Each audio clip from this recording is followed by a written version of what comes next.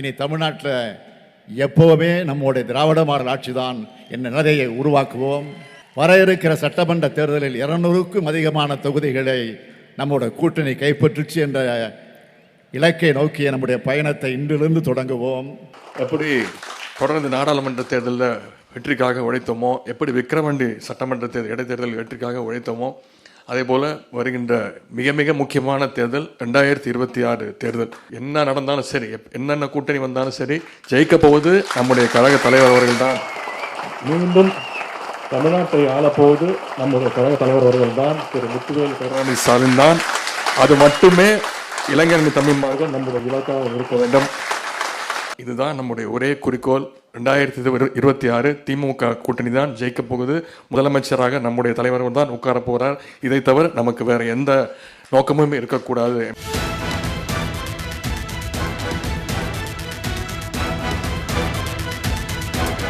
அதாவது இதுவரை 23 பாராளுமன்ற தொகுதிக்கு உட்பட்ட கழக பொறுப்பாளர்கள் அழைத்து அவர்களிடத்திலே கலந்து ஆலோசனை கூட்டம் நடைபெற்றது. அந்த ஆலோசனை கூட்டத்தில் அற்புதமான கருத்துக்களை தெரிவித்திருக்கிறார்கள். அடுத்து வருகின்ற உள்ளாட்சி தேர்தல், அடுத்து வருகின்ற சட்டமன்ற தேர்தலை நாம் எந்தெந்த வழியிலே நாம் தேர்தல் பிரச்சாரத்தை, தேர்தல் யுத்திகளை கையாண்டால் வெற்றி பெற முடியும் என்று அரிய கருத்துக்களை தெரிவிச்சிருக்கிறாங்க. அதையெல்லாம் தலைமை உன்னிப்பாக உள்வாங்கி அதற்கு ஏற்றவாறு அடுத்து வருகின்ற தேர்தலிலே செயல்படுத்தப்படும்.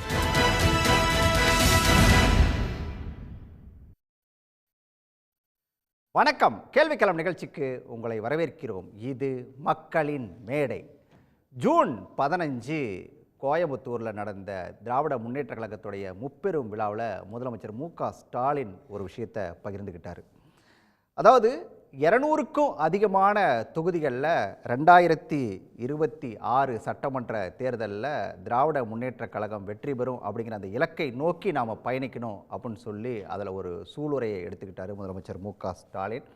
அதை தொடர்ந்து கூட அமைச்சர் உதயநிதி ஸ்டாலினும் கிட்டத்தட்ட அதே கருத்தை தொடர்ந்து வலியுறுத்திட்டு இருக்காரு. 2026 தான் நம்மளுடைய இலக்கு. முதலமைச்சர் மு.க.ஸ்டாலினை திரும்பவும் அதே அரியணையில் உட்கார வைக்கிறதுக்கு நாம் பாடுபடணும் அப்படின்னு சொல்லி அவரும் சொல்லிக்கிட்டு இருக்காரு. இன்னொரு பக்கம் எடப்பாடி பழனிசாமி எடுத்துக்கிட்டால் கிட்டத்தட்ட அந்த 2026 அப்படிங்கிற இலக்கை நோக்கி அதிமுகவும் பயணிக்க தொடங்கிடுச்சு. அவங்களும் பேச ஆரம்பிச்சிட்டாங்க அப்படின்னு சொல்லி தான் சொல்லணும்.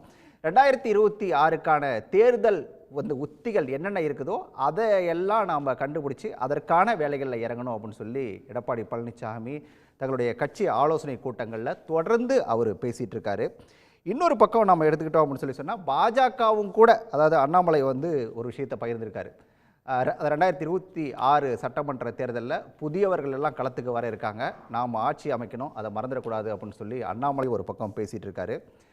இன்னும் டைம் இருக்குது, 2026க்கு டைம் இருக்குது. அப்படி இருந்தும் கூட 2026க்கான தேர்தல் யுத்தம் இப்போவே தொடங்கிடுச்சா, ஏன் இப்போவே தொடங்கியிருக்காரு அப்படிங்கிறத பற்றி தான் இன்றைய கேள்விக்கள நிகழ்ச்சியில் விரிவாக பேசியிருக்கோம். விவாதத்தில் பங்கேற்க வழக்கறிஞர் அக்னீஸ்வரன், திராவிட முன்னேற்ற கழகத்திலிருந்து டாக்டர் சையத் அபிசுல்லா, அதே போல் அரசியல் விமர்சகர் ராமசுப்ரமணியன், அதே போல் விமர்சகர் எம். குமார், இன்னும் சற்று நேரத்தில் பத்திரிகையாளர் CS கோட்டீஸ்வரன் இணைய இருக்காரு. அனைவருக்கும் வணக்கம். நான் ராமசுப்ரமணியன் நிகழ்ச்சி தொடங்கலாம் அப்படின்னு நினைக்கிறேன். ராமசுப்ரமணியன் சார், இன்னும் டைம் இருக்குது, 2026 அப்படிங்கிறது இன்னும் டைம் இருக்குது.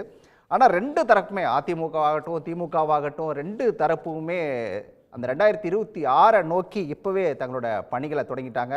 திராவிட முன்னேற்ற கழகம் அது தொடர்பான ஒரு குழுவெல்லாம் கூட அமைச்சு அந்த குழுவோட முதல் கட்ட கூட்டமும் தொடங்கிடுச்சு. ஏன் இது ரொம்ப அட்வான்ஸாக இருக்கு? ஏன், என்ன காரணம்? போட்டி அதிகமாக இருக்குங்கிறதுனால இப்போவே இந்த பணிகளை தொடங்கிட்டாங்களா? எப்படி எடுத்துக்கிறது இதை? எல்லோருக்கும் என்னுடைய பணிவான வணக்கம். இந்த தேர்தல் யுக்தி அப்படிங்கிறது எல்லா கட்சிகளும், அது இப்போ உதாரணமாக பாஜகவை எடுத்திங்கன்னா அவங்க 24 மணி நேரம் 365 நாள் அப்படின்னு சொல்லிட்டு எப்போ பார்த்தாலும் அவங்களுக்கு தேர்தல் மோட்லேயே தான் இருப்பாங்க. ஆனால் திராவிட முன்னேற்ற கழகம் அவர்களுடைய, நம்முடைய முதல்வருடைய தலைமையில் இயங்குகின்ற திராவிட முன்னேற்ற கழகம் ஆட்சியில் மிகப்பெரிய கவனத்தை செலுத்துகின்றது. என்னென்ன மக்கள் பணி என்னென்ன செய்யணுமோ அதெல்லாம் ரொம்ப தீர்க்கமாக சிந்தித்து செயல்பட்டு கொண்டிருக்கின்றது. அதை முன்னெடுத்து மக்களிடம் சென்று நாம் வெற்றி பெற வேண்டும் அப்படிங்கிற ஒரு இலக்கினை, அது டெஃபினட்டாக ஒரு இலக்கு என்பது ரொம்ப அவசியம்.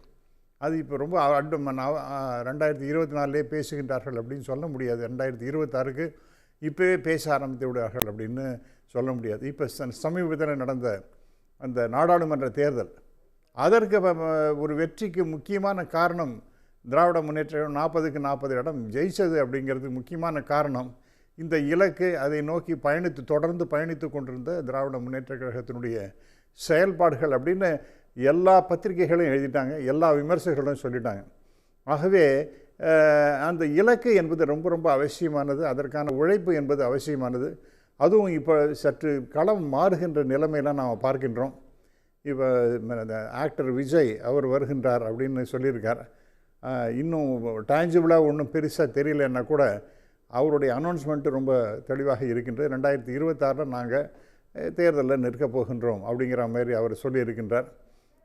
ஒரு சிக்னிஃபிகண்ட் பொசிஷனில் சீமான் அவர்கள் இருக்கின்றார். இப்போ ஒரு கட்சி என்ற அந்தஸ்து அங்கீகாரம் பெற்றுவிட்ட நிலையில் அவரும் முனைப்பு காட்டுகின்றார் என்பதை நாம் பார்க்கின்றோம்.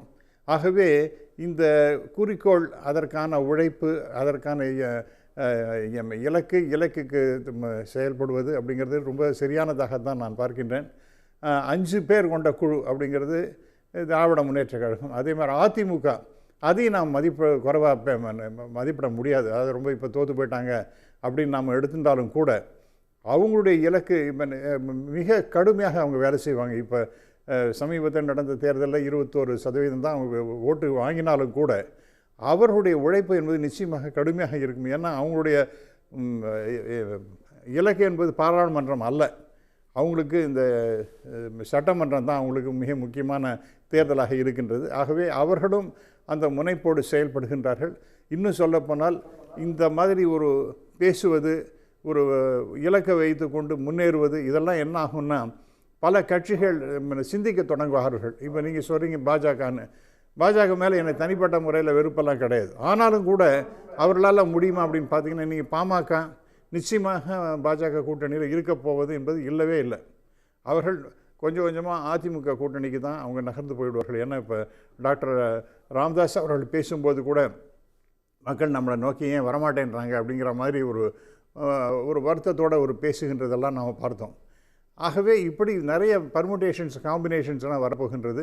அதற்கு இலக்கு என்பது அவசியம், அந்த இலக்கு நோக்கி பயணிப்பது என்பது அவசியம். அதில் முன்னோடியாக இருப்பதாக நான் பார்ப்பது என்னவென்றால், திராவிட முன்னேற்ற கழகம் நிச்சயமாக ரொம்ப கடுமையாக அதற்காக முயற்சி செய்து கொண்டிருக்கின்றார்கள் என்பது. ஒரு ரவுண்ட் எல்லாரோட கருத்தையும் கேட்டு வந்துடுறேன். கோட்டீஸ்வரன் சார், அதாவது நான் அவர்கிட்ட கேட்டது போல் இன்னும் டைம் இருக்குது. 2026க்கு இப்போ தான் நாடாளுமன்ற தேர்தலே முடிஞ்சிருக்கு. 2026க்கான டைம் இருக்குது. அப்படி இருந்தும் கூட திராவிட முன்னேற்ற கழகம் ஒரு குழுவெல்லாம் கூட போட்டாங்க. 5 பேரை போட்டிருக்காங்க. தங்கத்தனரசு உட்பட, தங்கத்தனரசு, KN நேரு, ஏவா வேலு, உதயநிதி ஸ்டாலின், RS பாரதின்னு சொல்லிட்டு 5 பேர் அடங்கிய குழுவெல்லாம் போட்டு அந்த குழுவும் இப்போ ஆலோசனைகளை தொடங்கிட்டாங்க. முதல் கட்ட வேலையெல்லாம் கூட தொடங்கிட்டாங்க. ஏன் இவ்வளோ ஸ்பீடு? ஏதாவது பயப்படுறாங்களா, இல்லை என்ன காரணம்? நீங்கள் எப்படி பார்க்குறீங்க? அதாவதுங்க, பாரதிய ஜனதா கட்சியோட தாக்கமாக இதை நான் பார்க்குறேன். இது இப்போ தமிழகத்தில் பாரதிய ஜனதா கட்சி எங்கே இருக்குது அப்படின்றதை தாண்டி, பொதுவாக பாரதிய ஜனதா கட்சி சமீப காலமாக இந்த 10 வருஷத்தை தாண்டி இப்போ இன்னொரு வாட்டியும் ஜெயிச்சிட்டாங்க. இன்னொரு 5 வருஷம் இருக்க போகிறாங்க. அவங்க என்ன பண்ணுறாங்கன்னா, மக்களோட அந்த திட்டங்களை கொடுக்குறது, மக்கள் நலன் சார்ந்த திட்டங்கள் ஒரு சைடு பண்ணுறாங்க, பண்ணல, அது இருந்தாலும் ஒரு நரேட்டிவை செட் பண்ணுற வேலையை பண்ணிகிட்ருக்குறாங்க. அதாவது மீட்டிங் போடுறது, ஆர்கனைசேஷனல் மீட்டிங் நடத்துறது, பிரச்சாரத்துக்கு எந்த மாதிரி பண்ணுறது, தேர்தல் ஆணையத்துக்கு தங்களுக்கு வேணுன்ற மாதிரி வசதி வாய்ப்புகள்லாம் பண்ணி கொடுக்குறது, ஒரு கட்சியை முடக்கிறது, அதுக்கப்புறம் கம்ப்யூட்டரில் ட்விட்டரில் ஹேண்டில் ஆகட்டும், இல்லை சோஷியல் மீடியாவில் ஆகட்டும், ஒரு சமூக தலையில் ஒரு பிரச்சாரத்தை கட்டமைக்கிறது, 400 பார்னு சொன்னதாகட்டும், மோடிக்கு கேரண்டி அப்படின்னு சொன்னதாகட்டும், அதாவது மக்களோட பிரிவினை அதிகமாக பேசுறது, இஸ்லாமியர்களை தவறுதலாக புரிந்து கொண்டு அதை பற்றி பேசுவது, இந்த மாதிரி ஒரு விஷமத்தனமான பிரச்சாரம், ஒரு முன்கூட்டியே எல்லாத்தையும் பண்ணுறது. இப்போ ஆந்திராவில் அவங்களோட கூட்டணி கூட பார்த்திங்கன்னா தேர்தலுக்கு கொஞ்சம் முன்னாடி பண்ணாங்க. ராமர் கோயில் எப்போ பிரதிஷ்டம் பண்ணணும், எப்போ அந்த கோயிலை திறக்கணும் அப்படின்றது ஒரு தேர்தலை மையமாக வைத்தது. எல்லாமே பார்த்திங்கன்னா தேர்தலை மையமாக வைத்தது என்ன ஆயிடுச்சுன்னா, ஒட்டுமொத்த இந்தியாவிலேயே ஒரு தேர்தல்னா வந்து முன்கூட்டியே அந்த ஒரு ஜுரம், அந்த குளிர், அந்த அந்த அந்த பிரச்சாரத்தை இன்னும் தீவிரப்படுத்தணும் அப்படின்ற அந்த ஒரு உணர்வு பார்த்தீங்கன்னா, நீங்களும் ஒரு பத்திரிகையாளராக வந்து நீண்ட காலம் இருக்கிறீங்க. நீங்களும் வந்து ஒரு 10-20 தேர்தலை பார்த்துருப்பீங்க. நானும் ஒரு 10-20 தேர்தலை பார்த்துருப்பேன். ஆனால் எனக்கு தெரிஞ்சு ஒரு 2 வருஷம் இருக்கும் போதே அதற்கான அந்த ஜுரம் ஆரம்பிச்சது அப்படிங்கிறது நான் இப்போ தான் பார்க்குறேன். நீங்கள் இந்த ட்ரெண்ட் இப்போ தான் வந்து காரணம் என்னன்னா, உங்களுக்கு இது வந்து ஒரு டிஜிட்டல் மீடியா காலம். ஒரு நல்லவரை கூட கெட்டவராக நீங்கள் ஒரு 3 மாதம் பிரச்சாரம் பண்ணிட்டோம். அதாவது டிமானிட்டைசேஷன் பண்ணியிருக்கீங்க, ஜிஎஸ்டி பண்ணியிருக்கிறீங்க, பெட்ரோல் டீசல் விலையை ஏற்றிட்டு, அதுக்கப்புறம் வந்து மதவாத பிரச்சனையை பேசிட்டு, மணிப்பூர் கொழுந்து விட்டு எரியுது. இவ்வளவு பிரச்சனைக்கு நடுவுலையும் நீங்கள் இந்த பிரச்சார வேலையை முன்கூட்டியே ஆரம்பித்து விட்டு அதற்கு உண்டான அந்த தகுதித்துவம் வேலைகளை நீங்கள் பண்ணீங்கன்னா வெற்றி பெறலாம் அப்படின்ற அந்த ஒரு சமிக்கையை வந்து பாரதிய ஜனதா கட்சி உருவாக்கியிருக்காங்க. அப்படி பார்க்கும்பொழுது என்ன ஆகுதுன்னா, எனக்கு முன்னாடி பேசக்கூடிய ஐயா சொன்ன மாதிரி வரப்போகிறது 2026 5 முனை தேர்தல். அதாவது திமுக 1, அதிமுக 1, பாரதிய ஜனதா கட்சி 1, நாம் தமிழர் கட்சி 1, விஜய் வந்தார்னா விஜய் 5. அப்போ பொதுவாக என்ன ஆகுதுன்னா 70லேருந்து 75 விழுக்காடு வாக்குகள் சட்டமன்ற தேர்தலுக்கு பதிவாகும். ஒருவேளை 5 கட்சியாக நிற்கும் போது 80% அதிகமாக போனால் அப்பர் லிமிட் 80, லோயர் லிமிட் ஒருவேளை கட்சிகள் மீதே எங்களுக்கு நம்பிக்கை இல்லை, இவங்க பிரச்சாரம் இந்த கட்சிகளே எங்களுக்கு பிடிக்கல அப்படின்னு மக்கள் ஒருவேளை வீட்டில் இருந்தாங்கன்னா 70%. அப்போ 70 to 80% வாக்குகள் நம்ம எதிர்பார்க்கலாம் 2026 போலிங். அதுதான் லாஜிக்கலாக சாத்தியம். இதில் என்னன்னா, நாம் தமிழர், பிஜேபி, விஜய் இந்த 3 பேரும் களத்தில் இருந்தாங்கன்னா அவங்க ஒண்டி ஒரு 25-30 விழுக்காடு வாக்குகள் பெற்றுடுவாங்க. இதுவும் சாத்தியம். நான் வந்து அதிகப்படியாக வாக்குகள் போடல, ஒரு 10% இல்லை ஒரு 8% நீங்கள் போட்டிங்கனாலுமே அந்த 25-30 கிட்ட போயிடுவாங்க. இப்போ என்ன ஆக போகுது, ட்ரெண்ட் இப்போ என்ன ஆகிட்டு இருக்குன்னா, திராவிட கட்சிகளுக்கு வாக்கு வங்கி செதறுகிறது, கொஞ்சம் கொஞ்சமாக குறையுது. வாக்கு வங்கி வந்து அதுவும் குறிப்பாக அதிமுகவுக்கு பார்த்தீங்கன்னா தொடர் தோல்வி, வாக்கு வங்கி சரிந்து கொண்டே போகிறது. திமுகவை பொறுத்தவரை ஆட்சியில் இருக்கிறாங்க. எந்த ஒரு கட்சியுமே ஆட்சியில் இருக்கும்போது ஆன்டி இன்கம்பன்சி சீப்பின் ஆகும். இப்போ ஒரு சைடு வந்து பார்த்தீங்கன்னா பெண்களுக்கு மாதம் 1000 ரூபா, அப்புறம் குழந்தைகளுக்கு சிற்றுண்டி, பேருந்தில் போகிறதுக்கு இலவசம், இதெல்லாம் இருந்தாலும் கூட சட்ட ஒழுங்கு பிரச்சனை ஒரு சில நேரத்தில் இருக்குது. அதே மாதிரி உங்களுக்கு பார்த்தீங்கன்னா உங்களுக்கு வந்து ஒரு சில கள்ளச்சாராயம் இதெல்லாம் வந்த பிறகு தானே விக்கிரவாண்டி தேர்தல் வந்துச்சு. இல்லை, விக்கிரவாண்டி ஒரு இடைத்தேர்தல். விக்கிரவாண்டி இடைத்தேர்தலில் வந்து ஆளுகின்ற அரசு எதுவாக இருந்தாலும் பெருவாரியான வாக்கு வித்தியாசத்தை ஜெயிக்கும். இப்போ விக்கிரவாண்டிக்கு வந்து அமைச்சர்கள்லாம் போகாமல் வெறும்னே அந்த கேண்டிடேட்டே ஓட்டு போட்டு இல்லை அவரே பிரச்சாரம் பண்ணி ஜெயிக்கிறாருன்னா அதுக்காக வேற. உதயநிதி ஸ்டாலின் உட்பட அங்கே போய் பிரச்சாரம் பண்ணியிருக்காங்க. அப்போ அவர்களுக்கு உண்டான அந்த முக்கியத்துவம் அங்கே கிடைச்சிடும். அதனால விக்கிரவாண்டியை நம்ம ஒரு சைடு தள்ளி வச்சிடும். இதெல்லாம் வைத்து பார்க்கும்பொழுது இங்கே உங்களுக்கு திராவிட கட்சிகள் அந்த 55 to 60% ஓட்ஸ் தான் உங்களுக்கு கிடைக்க போகுது. முந்தைய நீங்கள் சொன்ன அந்த 10 தேர்தலோ 7-8 தேர்தலில் பார்த்தீங்கன்னா 90 விழுக்காடு இல்லை 85 விழுக்காடுகள் திமுகவும் அதிமுகவுமே பிரித்து கொண்டிருந்தன. இப்போ இனிமேல்ட்டு வர தேர்தல் எல்லாம் பார்த்தீங்கன்னா 5 முனை போட்டின்னு வரும்பொழுது வெற்றி தோல்வி போட்டி என்னமோ இந்த 2 பெரிய திராவிட கட்சிகள் கிட்ட தான் இருக்கும். ஆனாலும் இந்த வாக்குகள் பிரியும் போது என்னன்னா க்ளோஸ் கார்னர் கண்டெஸ்டாக போகும். அப்போ அந்த மாதிரி க்ளோஸ் கார்னர் கண்டெஸ்டாக போகும்போது பிஜேபி மேலேருந்து மானிட்டர் பண்ணி எந்த கட்சியை பிளவுபடுத்தலாம், எந்த கட்சியை கைது செய்யலாம், யார் மீது பிரச்சாரம் பண்ணலாம் அப்படின்னு இருக்கும்பொழுது இந்த ஏர்லி ஸ்டார்ட்டுக்கு இவர்கள் தள்ளப்படுகிறார்கள். அதுவும் அதிமுக எடுத்தீங்கன்னா இன்னைக்கு பிளவுபட்ட அதிமுக. அப்போ பிளவுபட்ட அதிமுக, அதாவது ஆட்சி அதிகாரத்தில் இருக்கிற திமுகவே தேர்தல் வேலையை முன்கூட்டியே ஆரம்பிக்கும் போது 4 குரூப்பாக இருக்கிற அதிமுக அதுக்கு முன்னாடியே ஆரம்பிச்சிருக்கணும். எப்போ இந்த 4 குரூப்பை சேர்க்கறது, இல்லை 3 குரூப்பை ஃபெவிகால் போட்டு ஒட்டுறது, இல்லை புதுசாக வேறு யாருன்னா கூட்டணிக்கு வந்தால் இழுக்கிறது, இந்த மாதிரி தர்மட சங்கடமான நிலைமையில் அதிமுக. திமுகவை பொறுத்தவரைலாம் பார்த்தீங்கன்னா இந்த கரண்ட் பில்லு எப்பெல்லாம் கரண்ட்டை திமுக தொட்டாங்களோ அப்போலாம் அவங்களுக்கு சறுக்கல் வந்திருக்கு. இது நான் சொல்கிறது நிதர்சனமான உண்மை. ஆனால் இந்த உண்மை அவர்களுக்கு தெரியல. அதே மாதிரி பார்த்தீங்கன்னா உட்கட்சி பிரச்சனை எல்லா கட்சியிலையும் இருக்குது. திமுகவில் வந்து இன்றைக்கி ஆட்சியில் இருக்கிறனால அது வெளியில் தெரியல. நிறைய இடத்துல வந்து மாவட்ட செயலர்களோட ஆதிக்கம் இருக்குது, இளம் தலைமுறைகளுக்கு அடுத்த தலைமுறைகளுக்கு போதிய முக்கியத்துவம் கொடுக்கறதில்ல அப்படின்ற அந்த ஒரு பிரச்சனை இருக்குது. அப்போ இதெல்லாம் பார்க்கும்போது இவ்வளவு பிரச்சனைகள் இருக்கும்போது இந்த எதிர்கட்சிகளோ ஆளுங்கட்சிகளோ மற்ற கட்சிகளோ தேர்தலில் வந்து முன்கூட்டியே வேலையை ஆரம்பிக்கிறது கரெக்டு தான். என்ன கேட்டால் விஜய் அவர்களே லேட்டு. விஜயே வந்து பாராளுமன்ற தேர்தலுக்காக பாரத பிரதமர் மோடி அவர்களுக்கு பயந்து கொண்டு உடனே தேர்தலில் வரலையா என்னன்றது அது ஒரு கேள்வி. ரெண்டாவது, தேர்தலுக்கு வரன்னு முடிவு பண்ணிட்டாதுன்னா அப்புறமா வர்றது, பொறுமையா வருது, லேட்டா. மக்கள் பிரச்சனை கூப்பிட்டாவே வர மாட்டேங்கிறாங்களே. இல்ல விவாதங்களுக்கு கூப்பிட்டாவே என்ன வர மாட்டேங்கிறாங்க. அதுதாங்க மக்கள் பிரச்சனையை தான் பேசணும்னா டெய்லி பிரச்சனை இருக்கு. அப்ப இவர்கள் பண்ணுறது அந்த ஃபாஸ்ட் ஃபுட் அரசியல். அந்த தேர்தலுக்கு முன்னாடி நாங்க வருவோம், ஷூட்டிங் ஸ்பாட் மாதிரி வச்சு அதை வச்சு நாங்க பிரச்சாரம் பண்ணுவோம், நீங்க எல்லாம் எங்களுக்கு ஓட்டு போடணுன்ற அந்த எண்ணோட்டம் இருக்கு பாத்தீங்க, அதுதான் பிரச்சனை. விஜய் அவர்கள் திமுகவும் அதிமுகவும் ஏன் முன்கூட்டி அந்த பிரச்சாரத்தை தொடங்கிட்டாங்க, அதற்கான வேலைகள் தொடங்கிட்டாங்க அவங்ககிட்ட சையத் உங்ககிட்ட தான். அதாவது திமுகவை பொறுத்த வரைக்கும் நிறைய திட்டங்களை வந்து தமிழ்நாட்டுக்கு கொடுத்துருக்கு. இந்த திட்டங்களை பற்றி எல்லாமே நீங்கள் விக்கிரவாண்டியில் பேசுனீங்க. அப்படி இருந்துமே கூட இவ்வளோ முன்கூட்டியே தொடங்க வேண்டிய அவசியம் என்ன? தலைவர் கலைஞர் அவர்கள் வந்து இன்றைக்கி இருக்கக்கூடிய எங்கள் தலைவரை பற்றி பேசும்போது உழைப்பு உழைப்பு உழைப்பு உழைப்பு தான் ஸ்டாலின் அப்படின்னு சொல்லி அவரை பெருமிதம் படுத்தும் விதமாக அவருடைய எப்படி அவர் களப்பணி ஆற்றுவார் அப்படின்றத சொல்லும் விதத்தில் அதை சிலாகித்து சொன்னாங்க. இப்போ அந்த மாதிரி ஒரு தலைவர் அவர் உழைத்து கொண்டே இருக்கிறார். எப்பயுமே வந்து கோட்டி சொன்ன மாதிரி ஒரு பாலிடிக்ஸில் வந்து வெயிட் பண்ணி ஃபாஸ்ட் ஃபுட் அரசியலை வந்து செய்வது திராவிட முன்னேற்ற கழகத்துக்கு பொருத்தமானதல்ல. அது எப்பயுமே களத்தோடு நிற்கிறது தானே. அப்படி இருக்கும்போதே எங்களுக்கு ஒரு 2-3 அட்வான்டேஜஸ் இது இருக்குது. ஏன் நம்ம சீக்கிரம் ஸ்டார்ட் பண்ணுறோம் அப்படின்னா, எங்களுக்கு ஒரு கொள்கை இருக்குது, ஒரு கொள்கையான கூட்டணி இருக்குது. எங்கள் கூட்டணியுடைய தலைவர்கள் எங்களுடைய நல்லது கெட்டது எல்லாத்துலேயும் பங்காற்றி ஒன்றா நிற்கிறாங்க. எங்களுக்கான எலக்டோரல் நரேட்டிவ் என்ன அப்படின்றது ஒரு செட்டாக இருக்கிறதுனால நாங்கள் முன்கூட்டியே ஆரம்பிக்கிற ஒரு அட்வான்டேஜ் எங்களுக்கு இருக்குது. மற்ற கட்சிகளுக்கு எந்த கொள்கையை பேசணும், எந்த அடிப்படையில் தேர்தலை சந்திக்க போகிறோம், உள்கட்சி பிரச்சனை, யார் உண்மையான கட்சி அப்படின்னு ஒரு 4 பேர் கிளைம் பண்ணுற பிரச்சனைகள்லாம் எங்களுக்கு கிடையாது. அப்படி இருக்கும்போது ஒரு வலுவான தலைமை ஒரு கட்சிக்கு இருக்கிறது. அதை வழிநடத்துவதற்கான அடுத்த கட்ட தலைமையும் தலைவர் அடையாளம் காட்டியிருக்கிறார். கட்சியில் இருக்கக்கூடியவங்க அதை அங்கீகரிக்கிறாங்க. இது மட்டும் இல்லாமல் கூட்டணி பலமாக இருக்குது. அப்படி இருக்கும்போது திராவிட முன்னேற்ற கழகம் இன்றைக்கி ஆட்சியில் இருக்கிறதுனால 2 விஷயங்கள் இருக்குது. ஒன்று வந்து அரசியல் நிர்வாகம், அடுத்தது ஆட்சியல் நிர்வாகம். அப்போ கட்சியும் ஆட்சியும் சரியாக போய்கிட்டு இருக்கா அப்படின்ற ஒரு பேலன்ஸ். ஒரு உதாரணத்துக்கு சொல்லணும்னா, பாராளுமன்ற தேர்தலுக்கு முன்னாடியே நாங்கள் 1.25 வருஷத்துக்கு முன்னாடி வேலை ஆரம்பித்தோம்.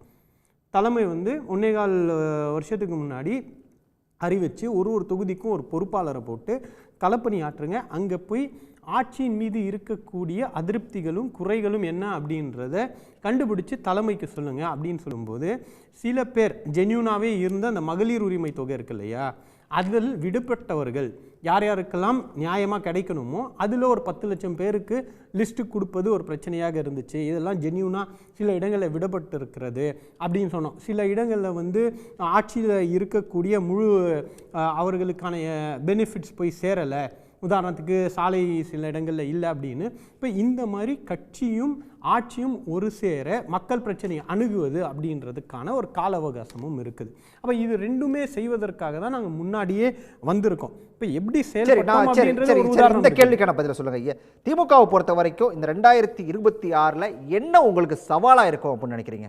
இல்லை, அதாவது எங்களை பொறுத்தவரையில் சவால் என்பது இதுவரையும் கொஞ்சம் இதில் ஒரு பெருமையாகவும் இல்லை. ஜனநாயகத்தில் எப்போ வேணாலும் எது வேணாலும் வரும். அதை உணர்ந்தது தான் திராவிட முன்னேற்ற கழகம். தலைகணத்தோடு எட்டி பார்க்குற வரையும் எங்களுக்கு எதிரிகளே கிடையாதுன்னு சொல்கிறதில்ல. நாங்கள் யதார்த்தமான அரசியல் செய்யணும். எங்களை பொறுத்தவரையில் எங்களுக்கு சவாலாக இருப்பதை பற்றி பேசுவதை விட எங்களுக்கு பலமாக இருப்பது என்ன அப்படின்னா, ஒரு சிறந்த தலைமை, உழைத்து கொண்டிருக்கக்கூடிய தலைமை, மக்கள் நம்பக்கூடிய தலைமை, கட்சி நம்பக்கூடிய தலைமை, அடுத்த தலைமையாக இருக்கக்கூடிய எங்களுடைய இளைஞர்கள் மத்தியில் இருக்கக்கூடிய வரவேற்பு, அவர் நேற்று ஆற்றிய மாநாட்டுடைய அந்த பங்கு என்ன அப்படின்னா, அதில் ஒரு மெசேஜ் இருக்குது. இளைஞர்கள் முக்கிய பங்காற்ற போகிறாங்க. அப்போ இளைஞர்களை ஈர்க்கக்கூடிய ஒரு இயக்கமாக பெரும்பாலான தமிழ்நாட்டு மக்களுடைய நம்பிக்கையை பெற்ற தலைமை, இதுதான் எங்களுக்கு பலமாக இருக்கிறது.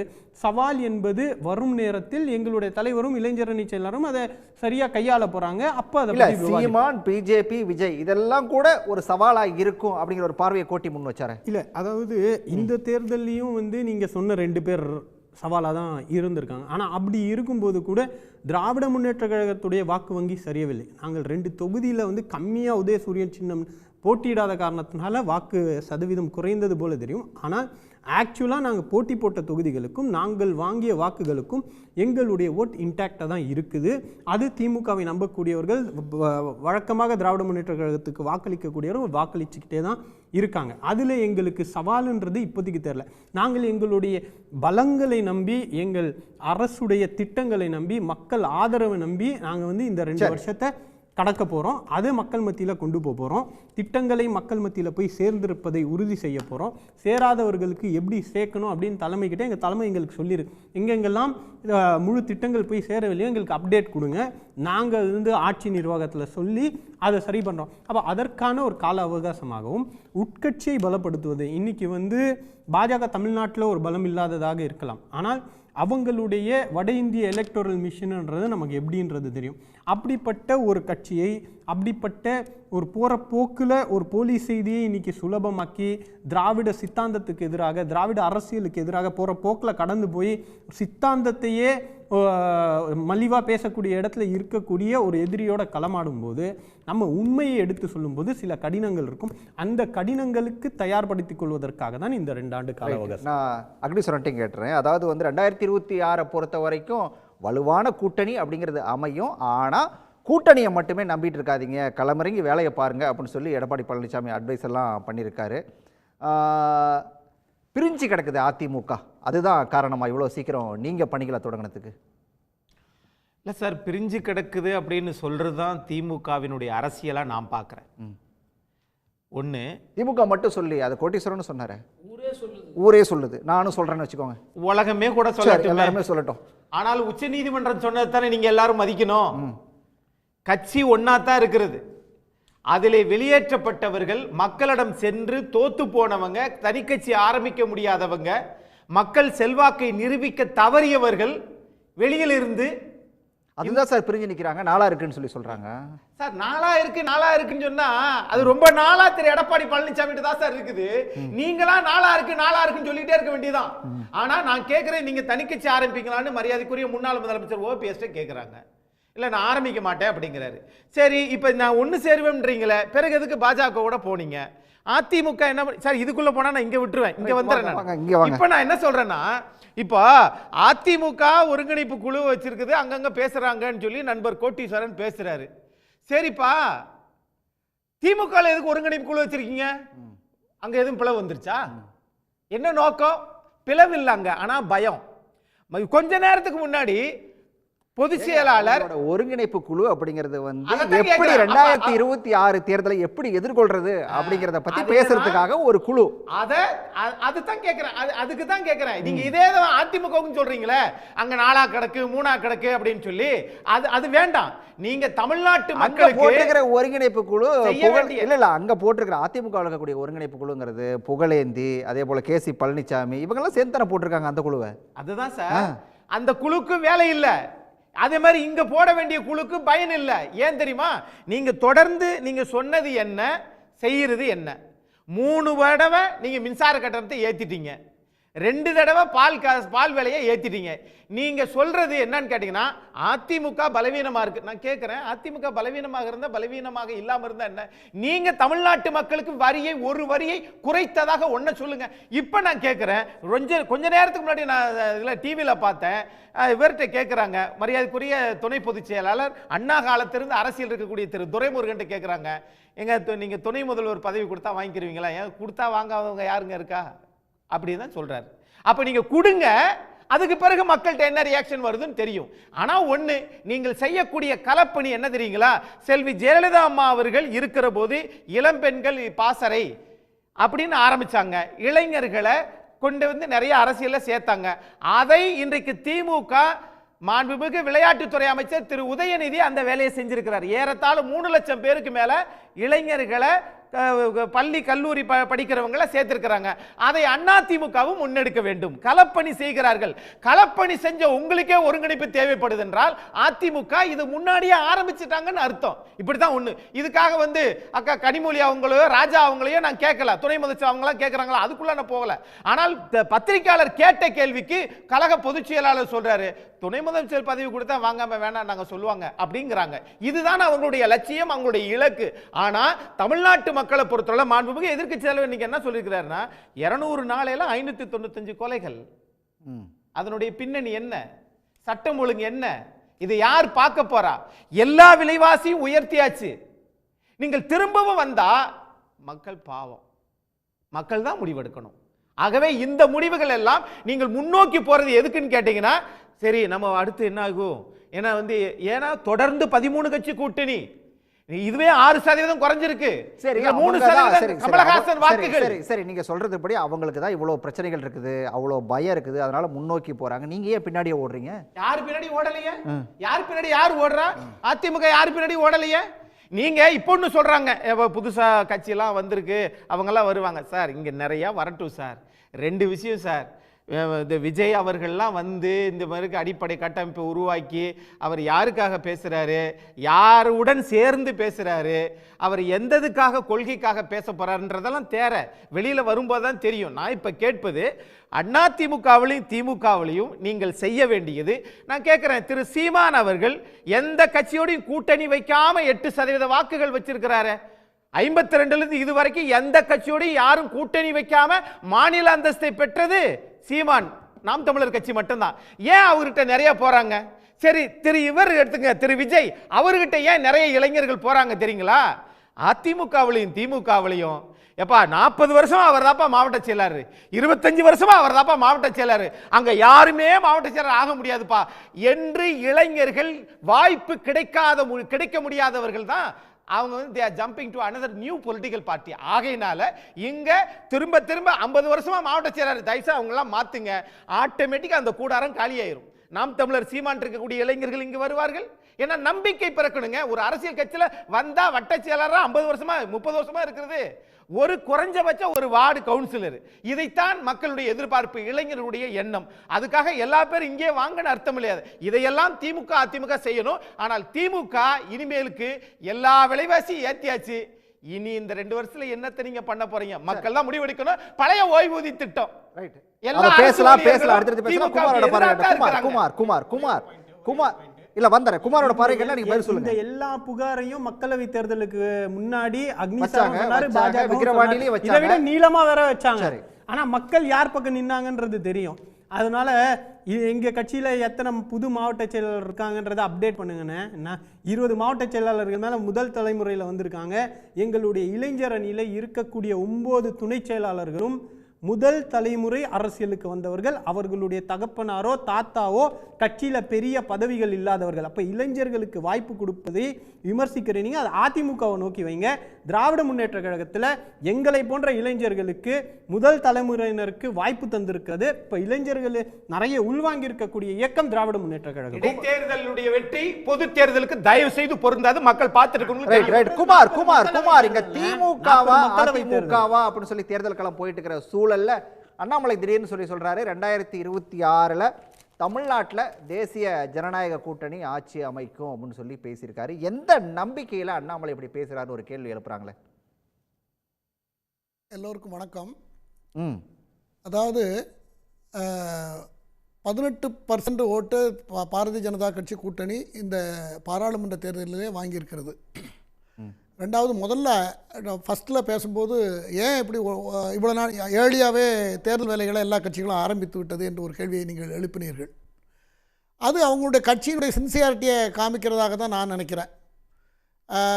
ஆனால் இந்த சூழல் எதை நோக்கி போய்கிட்டு இருக்குதுன்னு சொன்னால், அதிமுகவினுடைய நம்முடைய நண்பர் அக்னீஸ்வரன் வந்து மீசையில் மண்ணுட்டாமல் பேசினாலும் கூட அதனுடைய பிளவு வந்து அதிமுகவுடைய வளர்ச்சியை கடுமையாக பாதித்திருக்கிறது என்பதுதான் உண்மை. அது 100% உண்மை. சேர்த்துக்குங்க, திமுகவும் பாஜகவும் அதிமுக பத்தி, அதாவது 100% அதிமுகவில் இல்ல, திமுகவில் அதிமுகவில் ஒற்றுமையின்மை என்பது, அதில் 3-4 பிரிவுகள் என்பது இவங்களுக்குள்ள சாதாரணமாக ஆளா தெரிந்தாலும் கூட ராமநாதபுரத்தில் 3 லட்சம் ஓட்டு வாங்கியிருக்கார் ஓபிஎஸ். அவருக்கு கீழே தான் டெபாசிட் போயிருக்கிறது எடப்பாடி பழனிசாமி அவர்கள் நிறுத்திய அதிமுகவுக்கு. அதை அவர் புரிந்து கொள்ள வேண்டும்.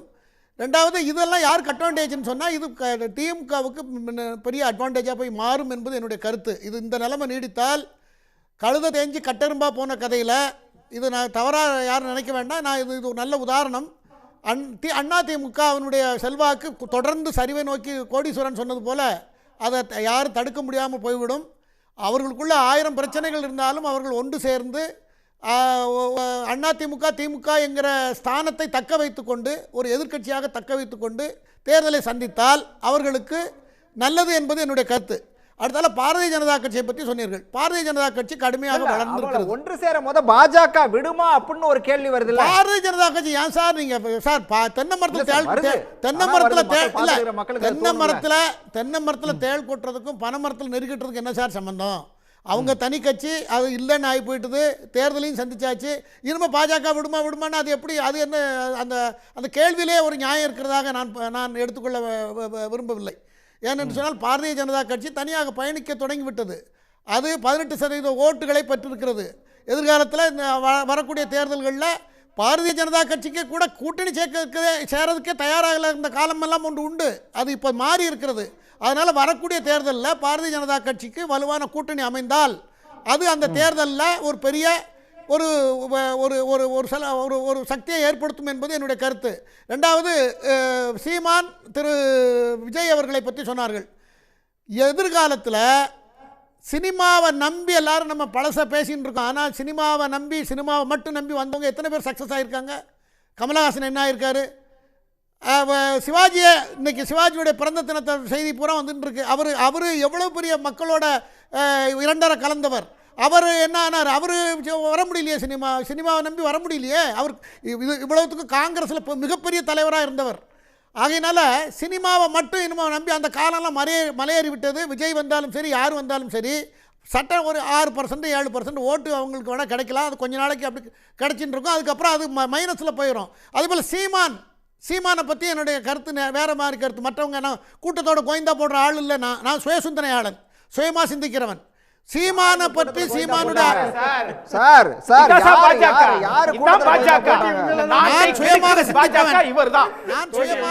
கோவிந்தா யாரு போடுவாங்க கூட்டத்துல கோவிந்தா போட்டது யாருன்னு சொல்லுங்க. அதை கேக்குறாங்க, சொல்லிட்டு பேசுங்க. முதல்ல ராமசுப்ரமணியன் சார், குமார் இதுல இருக்கிற 3 பேருமே இல்ல 4 பேர் நானும் சேர்த்தே எதிர்க்கிறேன். சொல்லுங்க, யாரு கூட்டத்துல கோவிந்தா போடுறது? யார் சார் கோவிந்தா போடுறா? நன்றாக புரிந்து கொள்ளுங்கள். கூட்டத்தோட கோவிந்தா நான் போட மாட்டேன் என்று தான் சொல்லியிருக்கேன். யாரையும் யாரு போட்டது? என்னை தான் சார் பாஜகல இருந்துட்டு கோவிந்தா போட மாட்டானா தப்பாயிடும் சார். நான் சொல்ல முடியும். என்னை தான் நான் ஒரு ஜெகநாதருக்கு மாறிட்டாங்கன்னு நினைக்கிறேன். இப்ப எனக்கு உரிமை இல்லை. நான் என்ன சொல்லுகிறேன் என்று சொன்னால், சீமான் கொடுக்கிற மக்கள்கிட்ட கொடுக்கிற அவருடைய சித்தாந்தங்கள், போக்குவரத்துகள், இதெல்லாம் எந்த காலத்திலும் யாரும் நிறைவேற்ற முடியாது, செய்யவும் முடியாது. அது ஒரு பாசிச சிந்தனை. அது வளராது இந்த நாட்டில். அது மேக்சிமம் இளைஞர்கள், பிளைண்டாக இருக்கிற இளைஞர்கள், அவர்கள் தனக்கு ஒரு நமக்கு ஒரு பொறுப்பு கிடைக்கும், ஒரு பதவி கிடைக்குங்கிறதுக்காக அதை ஆதரிக்கிறாங்க. அதுக்கு ஒரு சில மக்கள் ஓட்டு போடுறாங்க. பிளைண்டாக இருக்கிறவங்க ஓட்டு போட்டுட்டு இருக்காங்க. மற்றபடி அது ஒன்றும் நடக்காது. அவருக்கு அது இருக்கட்டும். அவருக்கும் அதே போல் இப்போ இருக்கிற 7-8% ஓட்டு கண்டினியூ ஆகிட்டு இருக்குமே தவிர, அதுக்கு மேலே போட்டி என்பது இந்த 3க்கும் போட்டியாக இருக்கும். டிஎம்கே, அதிமுக, பாஜக, அந்த 3க்கு தான் போட்டி இருக்கும் என்பது என்னுடைய கருத்து. அதை நீங்கள் போக போக நீங்கள் பார்க்கலாம். ராமசுப்ரமணியன் அந்த போட்டி லிஸ்ட்ல இது பாஜகவை கொண்டுட்டார். எப்படி பார்க்குறீங்க? அதை ஏதாவது வாய்ப்பு இருக்கா சார்? எனக்கு இப்போ நம்ம கிரவுண்ட் ரியாலிட்டியை நான் பேசுவோம் சார். இன்னைக்கு பாஜகவினுடைய செல்வாக்கு என்பது அகில இந்திய அளவில் குறைஞ்சுட்டே வந்துட்டு இருக்குங்கிறத நம்ம ஏன் மறந்து போகிறோன்னு தெரியலை. ஆகவே இன்றைக்கி நம்ம ரொம்ப வளர்ந்து விட்டோம், 400 பேர் வரப்போகிறோம் அப்படிங்கிற காரணத்தினால ரொம்ப பிரச்சாரம் அதிகமாக இருந்ததன் காரணமாக 240 கிடைச்சிது. அந்த பிரச்சாரம் பொய்யான பிரச்சாரம் ஆரம்பத்திலே இல்லைன்னு சொன்னால் இன்றைக்கி 150 160 அதோட நின்று போயிருக்கும். அப்போ எந்த நிலைமை பாஜக இருந்திருக்குன்னு பார்ப்போம். அந்த தாக்கம் என்பது நெகட்டிவ் இம்பேக்ட் ஆன் பிஜேபி. அது that will have a reflection in Tamil Nadu also. இன்றைக்கி பெருசு அளவுக்கு அது நோக்கிலாம் போக மாட்டாங்க சார். இனிமேல் எதிர்காலம் என்பது பிஜேபிக்கு கிடையாது என்று தான் பொதுமக்களுடைய கருத்து. அது தமிழ்நாடு விதிவிலக்கால ஏற்கனவே அவங்க அதோடு சேர மாட்டாங்க. இன்னும் அது குறைந்து கொண்டு தான் இருக்கின்றது என்பது என்னுடைய ஆழ்ந்த கருத்து. ரெண்டாவது நான் சொல்லுகின்றேன், அதிமுகவோட டெஃபினட்டாக பாமக என்பது பயணிக்கும்.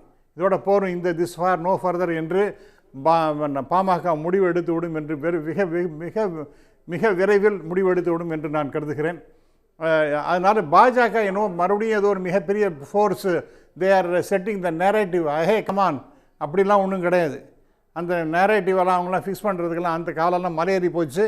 இனிமேல் சோஷியல் மீடியாலையும் ட்விட்டர்லேயும் ஏதாவது பண்ணிட்டு இருக்கலாம் மொழிய மக்களுடைய செல்வாக்கு என்பது அதற்கு கிடையாது என்பதை நான் உறுதியாக என்னால் சொல்ல முடியும். இப்போ அடுத்ததாக நீங்கள் பார்த்தீங்கன்னா திராவிட முன்னேற்ற கழகம் ஏன் இப்படி பண்ணுறாங்கன்னா அவங்களோட கடுமையான உழைப்பாடுகள் இருக்காங்க சார். நம்ம டாக்டர் கலைஞர் அவருடைய உழைப்பை பற்றி யாரும் பேசவே முடியாது. அது உன்னதமான உழைப்பு. அதை விட விஞ்சிய அளவில் இருக்கிறதுங்கிறது பார்த்திங்கன்னா நம்முடைய ஸ்டாலின் அவர்கள், நம்ம முதல்வர் அவர்கள், அதற்கும் கொஞ்சமும் குறைவில்லாத அளவிற்கு கடுமையான உழைப்பு என்று பார்த்தால் திரு உதயநிதி ஸ்டாலின் இருந்துட்டுருக்கார்.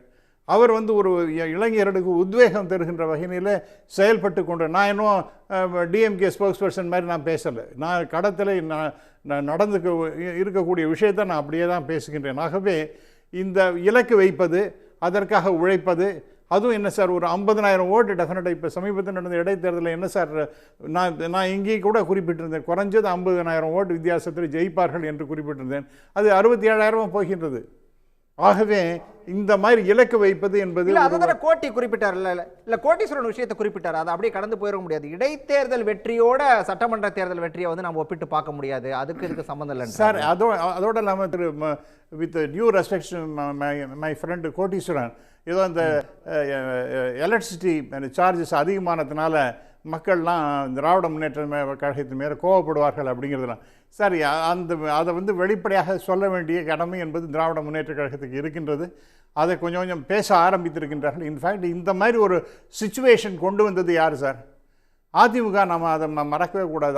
அவங்க போட்ட கையெழுத்தினால தான் இன்றைக்கி உதய திட்டம்லாம் வந்தது. அதன் காரணமாக வேறு வழியே எல்லாமே ஏறி கொண்டிருக்கின்றது என்பது நாம் பார்க்கின்றோம். இது வந்து இதோட நிற்குமா அப்படின்னு சொன்னீங்கன்னா ஒரு 6 மாதத்துக்கு ஒரு தடவை, ஒரு வருஷத்துக்கு ஒரு தடவை அந்த ரிவிஷன் என்பது நெசசிட்டி.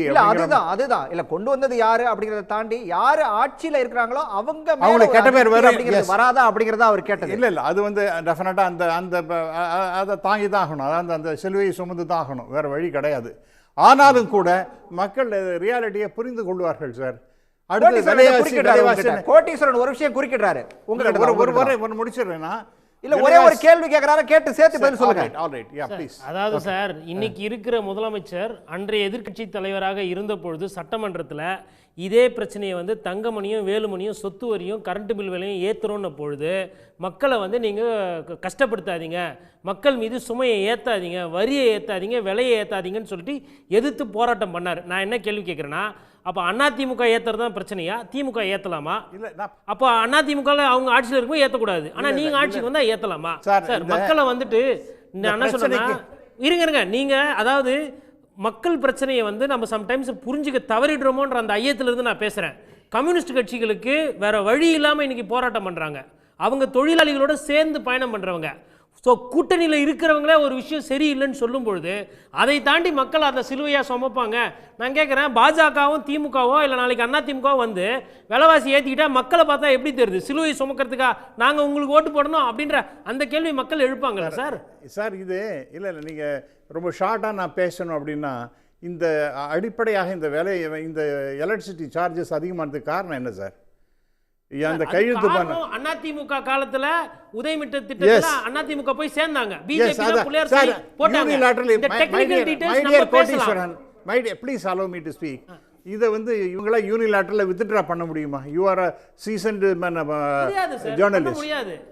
அதை தான் நான் கேட்குறேன். அந்த மாதிரி ஒரு வேறு வழியே இல்லாமல் இருக்கக்கூடிய நிலைமையில பார்க்கும் பொழுது இந்த விஷயத்தை மக்கள்கிட்ட எடுத்து சொன்னால் அது மக்கள் ஏற்று டெஃபினட்டாக கஷ்டம்தான், நான் இல்லைன்னு சொல்லலை. விலைவாசி ஏற்றம்னா எல்லாத்தையும் விலைவாசி ஏற்றம் தமிழ்நாட்டு அரசாங்கம் காரணமே கிடையாது. In fact comparison with India. Ramasubramanian இப்படி வாங்க.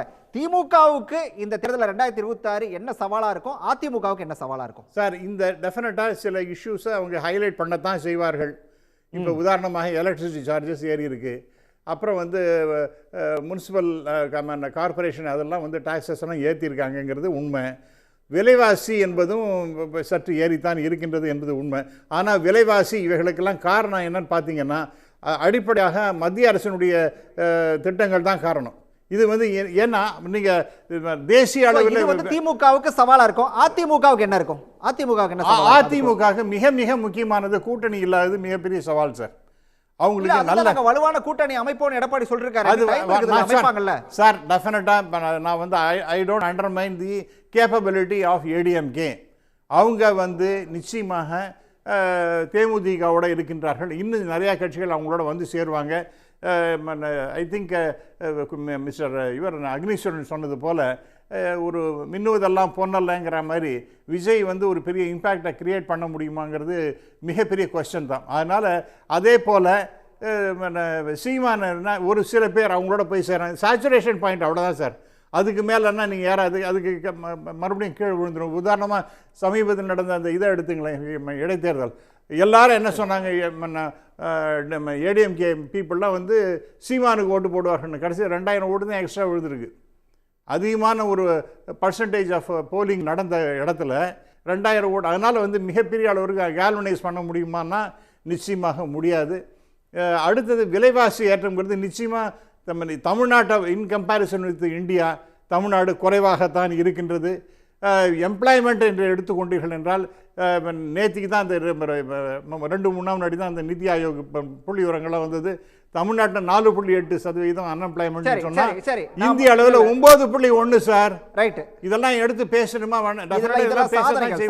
ஓகே ரைட், வர அபிசுல்லா அதாவது அவர் குறிப்பிட்டது போல இந்த 5 ஆண்டுகளில், அதாவது 2026 வரைக்கும் இருக்கக்கூடிய 5 ஆண்டுகளில் திராவிட முன்னேற்ற கழகத்து ஆட்சியின் மேலே இருக்கக்கூடிய அதிருப்தி அப்படிங்கிறது அதை எப்படி சமாளிக்க போகுது அப்படிங்கிறது ஒன்று. ரெண்டாவது வந்து இன்னும் 5 முனை போட்டியாக இருக்கும் அப்படிங்கிற ஒரு பார்வையை கூட அவர் முன் வச்சார். இதை எப்படி சமாளிக்கிறதுக்கு என்ன மாதிரி விஷயங்களை கையில் எடுக்க போகுது? ஈபி சம்மந்தமாக இங்கே பேச்சு வந்ததுனால அதை பற்றின ஒரு விளக்கத்தை நான் கொடுக்கணும்னு நினைக்கிறேன். மின்சாரத்தை பார்த்து ஷாக் அடிக்குது அப்படின்னு தலைவர் சொன்னது வந்து அந்த மின் விலையே இல்லை. அந்த குறிப்பிட்ட நேரத்தில் மின்சார கணக்கீடில் எல்லாருக்கும் வழக்கமாக வர்றதை விட அதிகமாக வந்துச்சு. மின் விலை உயர்வை விட அந்த கணக்கீடு பிரச்சனைக்காக தான் அந்த போராட்டத்தை நடத்தினோம். அடுத்தது விலை ஏற்றினதை பற்றி சொல்கிறாங்க. அதிமுக கடந்த 10 ஆண்டுகளில் என்ன செஞ்சதுன்னா டேங்கெட்கோடைய இழப்பை ஏற்றுக்கொள்ளவில்லை. அந்த நேரத்தில் கூட இவங்க 2 வாட்டி பேசலாம் நினைக்கிறேன். டேங்கெட்கோ இல்லை, நீங்கள் பேசலாம், அப்படியே பேசுங்க. டேங்கெட்கோடைய இழப்புகளை ஏற்றுக்காத போது கூட அதிமுக 2 முறை விலையை ஏற்றிருக்கு. ஆனால் இப்போ ஏற்ற வேண்டிய விலை என்பது முழுக்க முழுக்க ஒன்றிய அரசு தீர்மானிக்கக்கூடியது. சட்டமே அப்படிதான். உதயமின் திட்டத்துடைய சட்டமே அந்த ரெகுலேட்டரி கமிட்டியை போட்டாக வேண்டிய கட்டாயம் இருக்கிறது. அந்த பரிந்துரையை ஏற்றுக்கொள்வதை தவிர கொஞ்சம் முன்ன பின்ன செய்யலாமே தவிர ஏற்றுக்கொள்ளாமல் இருக்க முடியாதுன்ற ஒன்றிய அரசுடைய அந்த சட்டம். அந்த சட்டத்தின் அடிப்படையில் அவர்கள் 4.8% ஏற்று வேண்டும் என்று பரிந்துரைத்தாலும் ஒரே ஒரு விஷயம் நீங்க சொல்றது நாங்க எல்லாமே ஏத்துக்கிறோம். நானும் ஏத்துக்கிறேன், அவர் ஏத்துக்கிறார், அவர் ஏத்துக்கிறார், எல்லாமே ஏத்துக்கிறோம். அவர் ஏத்துக்க மாட்டாரு. டெக்னிக்கலா நீங்க சொல்றது எல்லாமே ஓகே. ஆனா ஒரு சாமானிய மக்களுக்கு, ஒரு கிராமத்தில் இருக்கக்கூடிய ஒரு சாமானிய மக்களுக்கு என்ன சொல்லுவாங்க? திமுக கரண்ட் பில்லை ஏத்திருச்சு, இதுதானே சொல்லுவாங்க. அதுக்கு தானே இந்த 2 வருஷத்துக்கு முன்னாடி ஒருங்கிணைப்பு குழு போட்டு தேர்தல் பொறுப்பாளர்களை போட்டு மக்கள் மத்தியில் பிரச்சாரத்தை கொண்டு போய் சேர்க்கிறோம். தமிழ்நாடு அரசுக்கு எதிராக ஒன்றிய அரசு என்னென்ன செஞ்சுக்கிட்டு இருக்கு, இந்த கஷ்டங்களுக்கு மத்தியிலும் இந்த சட்டங்களுக்கு மத்தியிலும் மக்கள் மீது சுமை வரக்கூடாதுன்றதுக்காக நாங்கள் பல விஷயங்களை மானியங்களாக கொடுத்துட்டு இருக்கோம். அதை எதிர்த்து ஒன்றிய அரசு செயல்பட்டு கொண்டிருக்கிறது. அதையும் மீறி தான் உங்களுக்கு வந்து இவ்வளோ விஷயங்களை செஞ்சுக்கிட்டு இருக்கோம் அப்படின்னு அதை மக்கள்கிட்ட போய் சொல்ல தானே போகிறோம். இதில் வந்து குமார் சார் சொல்லும்போது பாஜகவையும் லிஸ்ட்டில் சேர்த்துக்கிட்டார், அதிமுகவுக்கு அப்புறம் பாஜக.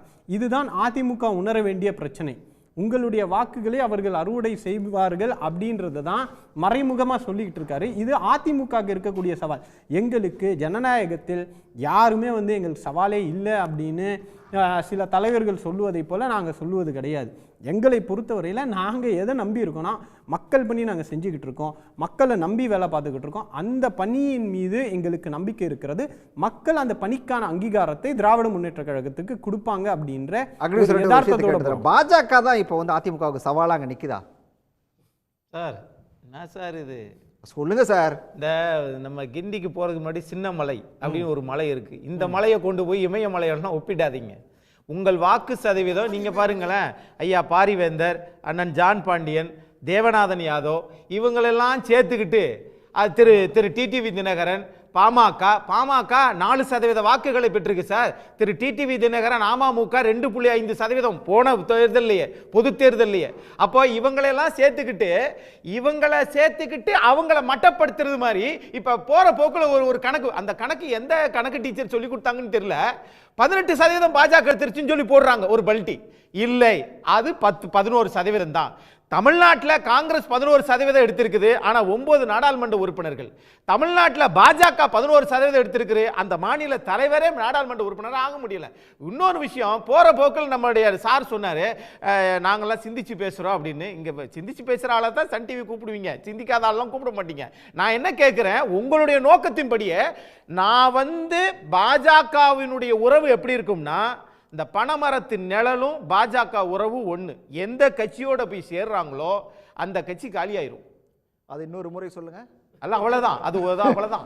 ஆகையினால இப்ப பாருங்களேன், இப்ப பாமக அங்க வந்து விக்கிரவாண்டியில நின்றுச்சுல, அது வெற்றி பெறக்கூடிய வாய்ப்பை திரு அண்ணாமலை அவர்கள் கெடுத்து விட்டார். அதிமுக வாக்குகள் அங்க போறத கெடுத்து விட்டார்.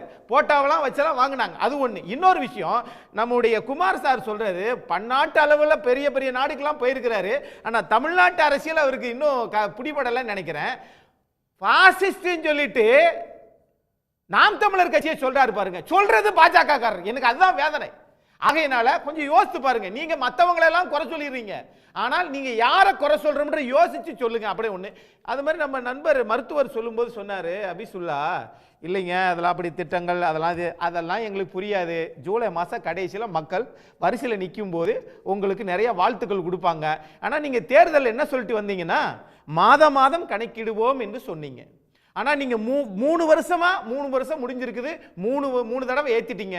பாமக அதிமுக தான் வெளியே அனுப்பிச்சு விட்டீங்க. பாமக சட்டமன்றத்தில் கேட்குறாங்க, ஏங்க நீங்க வருஷம் தீபாவளி போனஸ் மாதிரி நீங்க வந்து ஜூலை மாதம் 1ஆம் தேதி நீங்க எப்பயுமே மின்சார கட்டணத்தை ஏத்துவீங்க, இந்த வருஷம் அப்படி ஏத்த போறீங்களான்னு கேட்டு பாமக சட்டமன்ற உறுப்பினர் கேட்கிறார்.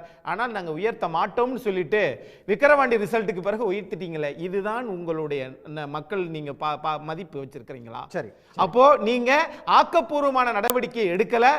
அதிமுக குறை சொல்றது தான் நீங்க அரசியலா வச்சிருக்கிறீங்க. கூட்டணி இல்லாம தனிச்சு உங்களால நிக்க முடியாது. இன்னும் 20 மாசம் இருக்கிற போது நீங்க தான் வந்து வெற்றி பெறக்கூடிய ஆட்களாச்சே, எதுக்கு இப்பயே ஒருங்கிணைப்பு குழு? இது தொடர்பாக தான் இன்றைய விவாதம் தொடர்பாக தான் நேயர்கள் முன்னாடி 2 கேள்விகளை முன் வச்சிருக்கோம். என்ன பதில் சொல்லிருக்காங்கன்னு பார்த்துட்டு தொடர்ந்து விவாதிக்கலாம். முதல் கேள்வி அப்படிங்கிறது வந்து 2026 சட்டமன்ற தேர்தலுக்கான பணிகளை வந்து மேற்கொள்ள 5 பேர் கொண்ட ஒருங்கிணைப்பு குழுவை முதலமைச்சர் மு.க. ஸ்டாலின் அமைச்சிருக்கிறது அப்படிங்கிறது வந்து சரியான திட்டமிடல் அப்படின்னு சொல்லி 67% பேரும், அதீத முன்னெச்சரிக்கை அப்படின்னு சொல்லி 9% பேரும், கடுமையான போட்டியை சமாளிக்க அப்படின்னு சொல்லி 24% பேரும் குறிப்பிட்டிருக்காங்க. இந்த குழுவை திமுக அமைச்சிருக்கிறது அப்படிங்கிறது வந்து சரியான திட்டமிடல் அப்படின்னு சொல்லி 67% பேர் சொல்கிறாங்க. 2வது கேள்வியாக முன் வச்சது 2026 சட்டமன்ற தேர்தலுக்கான பணிகளை அதிமுக தொடங்கியிருப்பது கட்சியின் பொதுச் செயலாளர் அதாவது எடப்பாடி பழனிசாமி அது தொடங்கிருச்சு அப்படின்னு சொல்லி எடப்பாடி பழனிசாமி அறிவிச்சிருக்கிறது அப்படிங்கிறது வந்து தொடர் தோல்வியிலிருந்து மீள அப்படின்னு சொல்லி 66% பேரும், திமுகவை வலுவாக எதிர்க்கிறதுக்கு அப்படின்னு சொல்லி 10% பேரும், அதே போல் அதிமுகவினர் அவங்க கட்சியினரை வந்து உற்சாகப்படுத்துறதுக்கு அப்படின்னு சொல்லி 24% பேரும் அவங்க குறிப்பிட்டிருக்காங்க.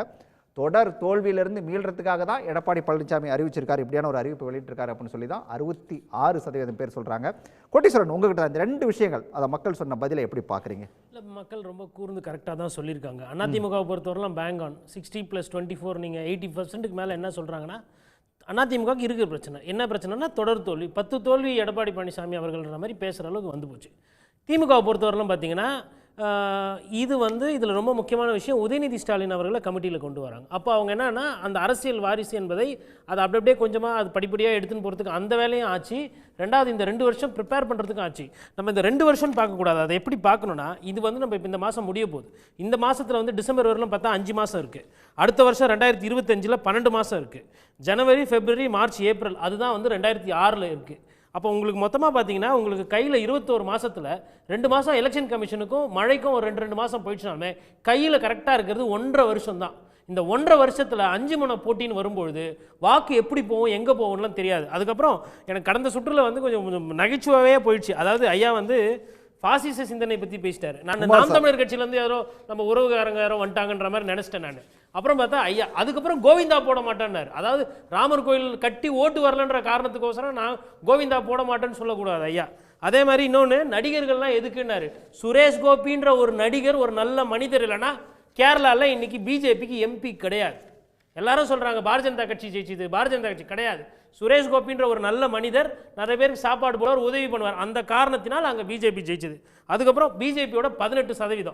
அதான் அழகாக அக்னீஸ்வரன் ஐயா அவர்கள் கண்டுபிடித்து விட்டு அந்த 18% இது நேஷனல் மீடியாலெல்லாம் சொல்லிட்டு இருந்தாங்க 400க்கு மேலே ஜெயிப்போம், 450 வருவோம். அப்போ சொல்லப்பட்ட நம்பர் அதே 18% இங்கே இன்னமும் அப்படியே இருக்கிறாங்க சிந்தனை. நீங்கள் சொல்லுங்கள் பட்டியலின மக்களை எத்தனை பேர் மாவட்ட செயலர் இருக்கார். இப்போ இவர் வந்து ஒரு வாய்ப்பு கிடைத்தவர், இன்னைக்கு வாய்ப்பு இருக்குது அதனால் ஐயா பேசுகிறாரு. இப்போ இவரே நாளைக்கு எம்எல்ஏ ஆகிட்டாருன்னா ஓகே ரைட்டு நாங்கள் ஏற்றுக்கிறோம். இவரை மாதிரி எத்தனை பேர் திமுக கடைசியாக வந்திருக்கிறாங்க? இதுதான் என்னோட கேள்வி. இந்த பிரச்சனை திராவிட கட்சிகள் இருக்கிறது. அந்த காரணத்தினால தான் பிஜேபி, நாம் தமிழர் கட்சி விஜய்க்கு போகிறாங்க. இன்னொன்று, நடிகர் நாடாள முடியுமான்னு கேட்டாங்க. இன்னைக்கு தேதியில் விஜயோட ஃபியூச்சர் என்ன இருக்கும், சீமானோட ஃபியூச்சர்னு சொல்ல முடியாது. அடுத்த 2 வருஷத்தில் மோடி அவர்களை யாரெல்லாம் விமர்சனம் பண்ணுறாங்களோ, மோடி அவர்கள் தமிழக அரசியல்வாதிகள் ஒரு வாய்ப்பு கொடுத்துருக்காரு திரும்பி பிரதமர் ஆகி. அவரை எப்பெல்லாம் விமர்சனம் பண்ணுறாங்களோ அப்போல்லாம் அந்த கட்சிக்கு ஓட்டு வங்கி கூடியிருக்கு. அந்த வகையில் திமுகவை கிட்டத்தட்ட பிரதமர் அவர்கள் காப்பாற்றியிருக்கிறார்.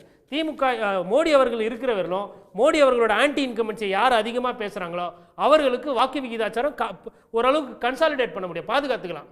அந்த ஒரு வாய்ப்பு இருக்குது. அப்போ சீமான் அவர்களோ, விஜய் அவர்களோ, இல்லை ஸ்டாலின் அவர்களோ, இல்லை இவர் அதிமுக தலைவர்கள் எடப்பாடி பழனிசாமி அவர்களோ அந்த முக்கியமான ஃபேக்டரை யார் எதிர்த்து பிரச்சாரம் பண்ண போகிறாங்கிறது ரொம்ப முக்கியம். குமார் மோடியையும் பாஜகவையும் எதிர்த்தாதான் தமிழ்நாட்டில் வாக்குகளை வாங்க முடியும் அப்படிங்கிறது கோட்டியோட பார்வையாக இருக்குது. உங்கள் பதில்? அது அவரோட பார்வை. அவர் ஒரு பெக்குலியராக சில கருத்துக்களை சொல்லுவார். அதை இப்போதைக்கு எனக்கு இருக்கிற ஒரு நிமிஷம் 2 நிமிஷத்தில் நான் சொல்ல வேண்டிய கருத்தை சொல்லிடுறேன். அதாவது இப்போ திமுகவுக்கு இப்போ நீங்கள் சொன்ன பிரச்சனையை தாண்டி சில பிரச்சனைகள் இருக்கிறது. சட்டம் ஒழுங்கு பிரச்சனை பெரிய பிரச்சனை. இப்போ நேற்று கூட திரு எடப்பாடி பழனிசாமி அவர்கள் சொல்லியிருக்காங்க 200 நாளில் 549 கொலைகள் நடந்திருக்கிறது என்று சொல்லியிருக்கிறார். இது ஒரு பெரிய சேலஞ்சு. இது தேவைப்படுற நேரத்தில் எடப்பாடி இழுத்துக்குவீங்க, இல்லைங்க இருக்கு. யார் சொன்னாலும் அவர் எதிர்க்கட்சி தலைவர் அவர் சொல்கிற ஸ்டேட்மெண்ட் இஸ் லீகல், அதுக்காக நான் சொல்கிறேன். அதனால் அது ஒன்று. ரெண்டாவது, கள்ளச்சாராயம் 65-70 பேருக்கு மேலே இறந்துருக்காங்க. அந்த பிரச்சனை அந்த தேர்தலில் எதிரொலிக்கலை என்றாலும் சட்டமன்ற தேர்தலில் அது எதிரொலிக்கும். மூணாவது, எல்லாரும் எலக்ட்ரிசிட்டியை மட்டும் பேசணும். சொத்து வரி ஒரு வருஷம் கட்டலைன்னா ஒருத்தன் கட்டாமட்டானா அந்த வீட்டை பற்றி தான் கட்டணும். அந்த அளவுக்கு சொத்து வரி 150 மடங்கு ஏறி இருக்கிறது. Property tax, water tax, electricity, இதெல்லாமே மக்களை ரத்தத்தை உறிஞ்சி குடிக்கிற மாதிரி ஒரு சூழல். அதை அரசாங்கம் கவலைப்படாமல் அதை நிறைவேற்றி இருக்கிறது. அதை அவசியமாக அதை பரிசீலனை பண்ணலைன்னா அது இந்த தேர்தலில் அது எதிரொலிக்கும் என்பது என்னுடைய கருத்து. இது எல்லாருடைய கருத்தாகவும் கூட இருக்கலாம்.